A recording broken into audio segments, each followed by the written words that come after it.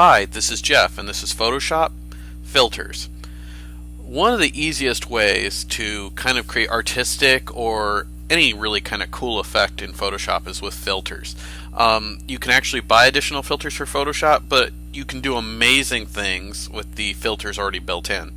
So let's go ahead and go up here to the filter menu, and let's actually just kind of take a look at a few. So first thing I'm going to do is I'm going to go here, and I think a fun one to mess with actually is to come down to the motion blur.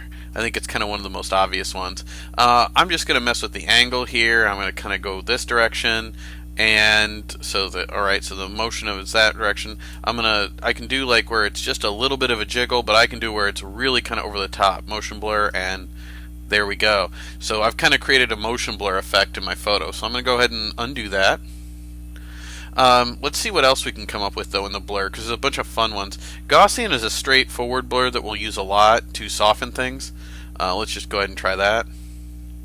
And it just softens the photo up a little bit. If we do edit and step backwards here on that one. And let's do one more actually. I think that's kind of fun that I don't see many people use, but it can actually create some really cool effects, and that's the Radial Blur. I'm going to just dial this back just a bit here to about 25 or so, roughly. Okay, and let's hit OK. And it's actually going to kind of create a spinning camera effect. And that can come up with some really cool things, especially if you have bright colors, so you can kind of get a totally unique effect. It also can be something kind of cool to use for ads. There's a similar effect to this, I believe, in After Effects that you can utilize for doing video too, so this could be kind of fun for that.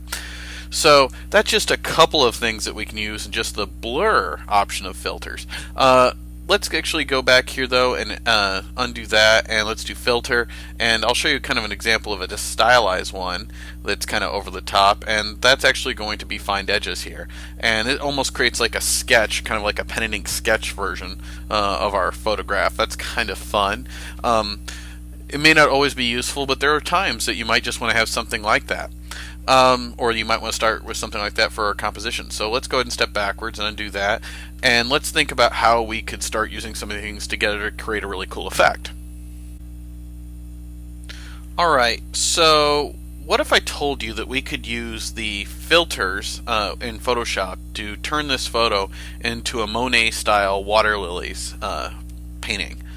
Well, let's see if we can try that. So I'm going to go up here to filter, and instead of coming down here to the vast array of filters we've got, I'm going to go over to filter gallery.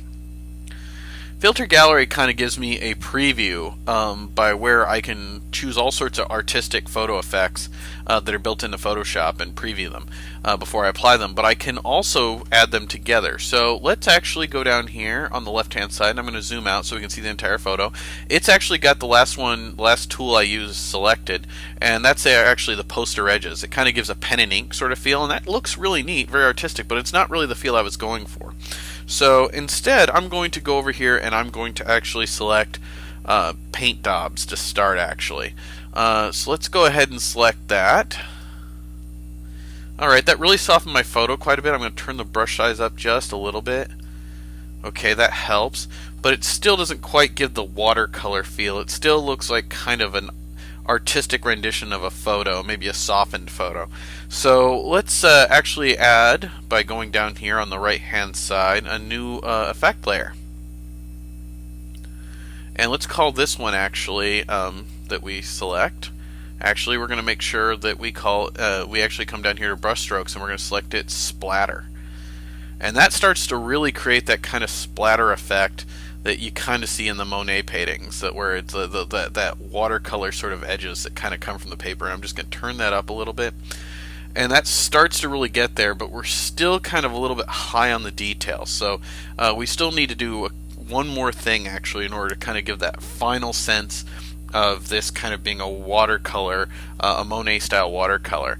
And so I'm actually then going to choose down here to create one more effect layer, and I'm actually going to call this one, actually, of all things, we're actually going to go up and select the watercolor setting,